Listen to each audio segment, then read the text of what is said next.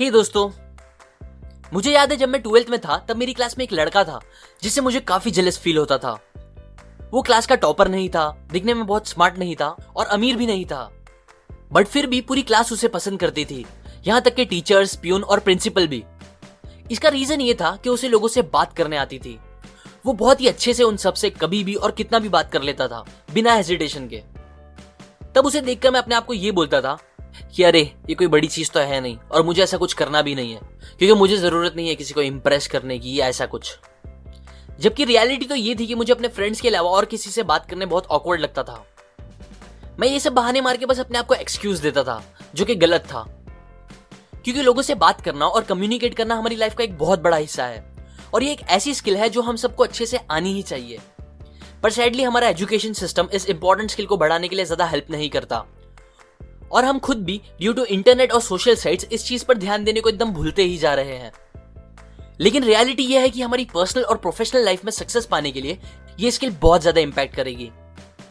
मैंने पहले भी अपने एक वीडियो में बताया है कि बातों में बहुत पावर होता है और उससे हम कुछ भी अचीव कर सकते हैं। आप बात करके बड़ी बड़ी डील्स क्रैक कर सकते हो, लोगों को इंस्पायर कर सकते हो, अपने रिलेशनशिप्स को अच्छा कर सकते हो और किसी का भी दिल जीत सकते हो। सो आज मैं आपको कुछ सिंपल ट्रिक्स बताऊंगा जो आपकी ये स्किल को इंप्रूव करने में आपकी हेल्प करेगा। So let's begin. Technique number 1, the flooding smile.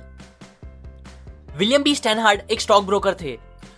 उनकी शादी को 18 साल हो गए थे, पर वो हार्डली कभी अपनी वाइफ से बातें या हंसी मजाक करते थे। वो अपनी लाइफ से ज्यादा खुश नहीं थे और उनके रिलेशन दूसरे लोगों के साथ भी अच्छे नहीं थे।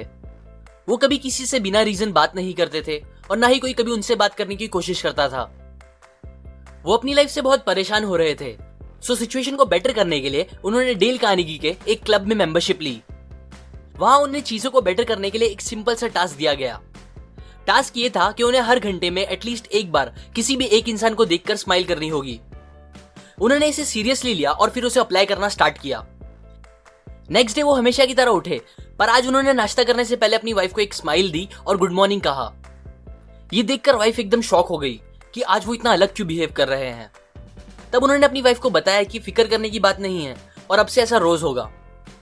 ये सुनकर वाइफ को शॉक भी लगा और बहुत अच्छा भी फील हुआ। फिर उन्होंने रास्ते पे लोगों को देखकर उन्हें भी स्माइल देना स्टार्ट किया। न्यूज़पेपर वाले को, टिकट वाले को, एलिवेटर बॉय, अपने कलीग्स को और ऑलमोस्ट सबको देखकर उन्होंने स्माइल करना स्टार्ट कर दिया। ये करते हुए उन्हें एक बात रियलाइज हुई कि अब जिन्हें भी वो स्माइल करके देखते थे वो भी उन्हें रिटर्न में स्माइल करके देखता था, जो उन्हें काफी अच्छा फील कराता था। और बिकॉज ऑफ दिस अब धीरे धीरे उनके कलीग्स ने भी उनसे बात करना स्टार्ट कर दिया था और बात करने पे ये भी बताया कि कैसे पहले वो लोग उन्हें एक खड़ूस इंसान समझते थे। ये टास्क करके उन्हें कहा गया था कि वो अपने एक्सपीरियंस दूसरे मेंबर्स के साथ भी शेयर करें। सो उन्होंने एक लेटर में ये सारी चीजें बताई और कहा कि इस एक सिंपल चीज ने उन्हें और उनकी वाइफ को इतनी खुशी दे दी है जितनी कभी उन्हें सालों में भी नहीं मिली थी। सो आप लोग भी जब भी किसी से बात करते हो या जब आप बात नहीं भी करते फिर भी अपने फेस पर एक स्माइल रखो। ये चीज आपकी अट्रैक्टिवनेस और कॉन्फिडेंस बढ़ा देगी और दूसरी तरफ आपका ब्लड प्रेशर और स्ट्रेस भी कम करेगी, जिससे आपकी हेल्थ भी अच्छी रहेगी। बात करते टाइम फेस पर हल्की सी स्माइल रखना सामने वाले इंसान को सेफ और अच्छा फील कराती है। एक और इंपॉर्टेंट बात, फ्लडिंग स्माइल मतलब ये नहीं होता कि आप किसी को देखते ही फौरन स्माइल कर दो, बल्कि ऑथर कहती हैं किसी से मिलने के बाद आपको पहले उनके फेस पे देखना चाहिए और फिर 1-2 सेकंड रुक कर एक स्लो स्माइल करनी चाहिए, बिकॉज लोगों को ये स्माइल फास्ट स्माइल से ज्यादा जेन्युइन लगेगी। Technique number 2, the sticky eyes. Social experts कहते हैं एक बहुत ही कॉमन मिस्टेक जो ज्यादातर लोग करते हैं वो ये है कि वो जब किसी से बात करते हैं तो वो सामने वाले इंसान को देखने के बजाय इधर उधर ज्यादा देखते हैं। अब उनके इधर उधर देखने का रीजन कुछ भी हो, लेकिन ये चीज सामने वाले को ये सिग्नल देती है कि आप उनकी बातों में इंटरेस्टेड नहीं हो और ऑब्वियसली ये बात किसी को पसंद नहीं होती। सो अगर आपको सामने वाले के साथ अच्छा रिलेशन बनाना है या एक अच्छी कन्वर्सेशन करनी है तो कभी भी ये सिली मिस्टेक मत करो।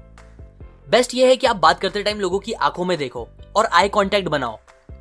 लेकिन एक बात याद रखो, स्माइल करना, आई कांटेक्ट बनाना ये सब बेस्ट है अगर सामने वाला आप में और आपके रिएक्शन में इंटरेस्टेड है तो, वरना ऐसा करना सामने वाले को क्रीपी और अजीब भी फील करा सकता है। इसीलिए थोड़ा सोच समझ के ये दोनों चीजें यूज करना। Technique number 10, match the mood. आपके साथ कभी ऐसा हुआ है कि आपका मूड बहुत खराब हो, आप सैड हो और उसी टाइम कोई इंसान आके आपसे एकदम फुल एक्साइटमेंट में जोर जोर से आपसे बात करने लगे। यूजुअली आपको भी एक्साइटमेंट अच्छी लगती हो, लेकिन बस उस टाइम पे आपको उस इंसान से थोड़ी चिढ़ होने लगे। या फिर कभी इसका उल्टा हुआ हो, जब आप एकदम एक्साइटेड हो और कोई आके आपसे एकदम सैड बातें करने लगे। मोस्टली जब लोगों के साथ ऐसा होता है तो उन्हें उन अलग मूड वाले लोगों से दूर जाने दिल करता है, स्पेशली अगर उस इंसान के साथ उनका क्लोज रिलेशन ना हो, मतलब वो कोई नया इंसान हो या जिससे वो ज्यादा बात ना करते हो, कोई ऐसा इंसान हो। अब ये होता है बिकॉज ऑफ मूड मिसमैच। इसीलिए जब आप किसी से बात करना स्टार्ट करो तो आप पहले इस बात पे ध्यान दो कि सामने वाले का मूड कैसा है। अगर वो सैड या लो मूड में है तो आप डायरेक्टली एकदम ज्यादा एक्साइटमेंट में उनसे बात मत करो, बल्कि स्टार्ट में थोड़ा आराम से बात करो और फिर धीरे धीरे अपने मूड और एक्साइटमेंट लेवल को बढ़ाओ। ये चीज सामने वाले का भी मूड अच्छा कर सकती है। Technique number 15 to 17, never the naked job, city and introduction. बहुत से लोग जब पहली बार किसी से मिलते हैं या फर्स्ट टाइम किसी से बात करते हैं तो उनकी बातें कुछ ऐसे होती है। हेलो। हेलो। आपका नाम क्या है? जी मेरा नाम सुरेश, और आपका? मेरा राजेश। ओह, अच्छा नाम है। मैं असल में सॉफ्टवेयर डेवलपर हूँ। और आप? जी मैं एक इंजीनियर हूँ। ओह, गुड गुड। तो आप रहते कहाँ हो? जी मैं थाने में रहता हूँ। और आप? मैं वसई। ओह, नाइस नाइस। बस अब वापस एक ऑकवर्ड साइलेंस, और उसके बाद दोनों को ये नहीं समझ में आता कि आगे वो क्या बात करे। तब वो दोनों बस चाहते हैं कि वो कैसे भी उस सिचुएशन से बाहर निकले। और ये होने के बाद नेक्स्ट टाइम अब दोनों एक दूसरे को जितना हो सकेगा अवॉइड करेंगे, क्योंकि उन्हें फिर वो ऑकवर्ड सिचुएशन से डील नहीं करनी होगी। अगर आप चाहते हो ऐसा ना हो कभी और आपकी अच्छे से बात हो लोगों से, तो प्लीज अपने ऊपर और पूरी इंसानियत के ऊपर एक एहसान करो और कभी भी एक लाइन में किसी के क्वेश्चन का जवाब मत दो। जो सबसे कॉमन क्वेश्चंस होते हैं, जैसे कि आप कहाँ रहते हो, आप क्या करते हो, इन क्वेश्चंस के लिए थोड़े बड़े जवाब सोचो। मतलब आप पता करो कि आप जहां रहते हो वहां के कुछ फैक्ट्स, कुछ इंटरेस्टिंग बातें जो आप लोगों को उस जगह के नाम के साथ और बता सकते हो। वैसे ही आपके प्रोफेशन से रिलेटेड कुछ इंटरेस्टिंग बातें जो आपको लगता है लोगों को या आपको खुद को बात आगे बढ़ाने में मदद करेगी, वो बोलो। और प्लीज अगेन, अगर आप चाहते हो आपकी अच्छे से बात हो सामने वाले से, तो उन्हें कभी भी बस एक लाइन का आंसर मत दो। Technique number 20, parroting. पैरेट एक बहुत ही ब्यूटीफुल बर्ड है जो हमारा दिल इजीली जीत लेता है, और वो भी बस हमारे कहे गए कुछ वर्ड्स को रिपीट करके। किसी से बात करते टाइम अगर आपको आगे क्या बोलना है ये नहीं समझ आ रहा और आप चाहते हो आपकी बातें आगे बढ़ती रहे, तो आप ये टेक्निक यूज कर सकते हो जिसे कहते हैं पैरेटिंग। इसमें आपको और कुछ नहीं, बस सामने वाले इंसान के कहे गए लास्ट के कुछ वर्ड्स को रिपीट करना होगा और आपकी बात आगे होती रहेगी। एग्जाम्पल, एक आदमी अपने घर जा रहा था, तभी रास्ते में उसे एक दोस्त मिल गया। ये उसका इतना अच्छा दोस्त नहीं था और उसे उस दोस्त से ज्यादा बात करने जमता भी नहीं था। यूजुअली वो उसे अवॉइड करता था ताकि बात करनी ना पड़े, पर क्योंकि उसने हाल ही में ये टेक्निक सीखी थी जो उसे ट्राई भी करनी थी, इसीलिए उसने उससे बात करना स्टार्ट की। फ्रेंड ने उसे बताया कि वो एक शो अटेंड करके आ रहा है, तो उसने रिप्लाई किया, शो? फ्रेंड बोला, हाँ, बहुत मजा आया, बड़े बड़े सिंगर्स आए थे। तो उसने कहा, बड़े बड़े सिंगर्स? फ्रेंड बोला, हाँ रे, ये आया था, वो आया था, शान, राहत, के और बहुत से लोग।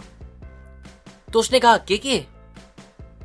हाँ, क्या गाना गाया उसने, ब्ला ब्ला ब्ला। और फिर इसी तरह बस पैरेटिंग करके उसने बहुत टाइम तक उससे बात करी, जितनी पहले उसने कभी नहीं की थी, और वो भी बिना कुछ खुद से बोले। अब इसका रिजल्ट ये निकला कि उसका दोस्त उसे एंड में बोल के गया कि उसे बहुत अच्छा लगा उससे बात करके। ऐसा हुआ बिकॉज बहुत से लोगों को कन्वर्सेशन कंटिन्यू रखने के लिए बस एक रिप्लाई की नीड होती है, और बहुत बार वो रिप्लाई का कुछ ओरिजिनल या खुद का सोच के बोलना भी जरूरी नहीं होता। इसीलिए पैरेटिंग एक सिंपल सा ऑप्शन है जो ये नीड को पूरा कर सकता है और आपकी कन्वर्सेशन को कंटिन्यू रख सकता है। ये कुछ टेक्निक्स मैंने आपको how to talk to anyone book से बताई है। इस बुक में टोटल 92 छोटे छोटे लेकिन बहुत काम के ट्रिक्स है जो आपको किसी से भी बात करने में बहुत अच्छा बना सकता है। अगर आप इस बुक की सारी टेक्निक सीखना चाहते हो तो आप डिस्क्रिप्शन में दिए गए लिंक से जाके वो खरीद सकते हो। और अगर आप मेरे वीडियोस को कभी मिस नहीं करना चाहते तो आप सेटिंग में जाके अपने नोटिफिकेशन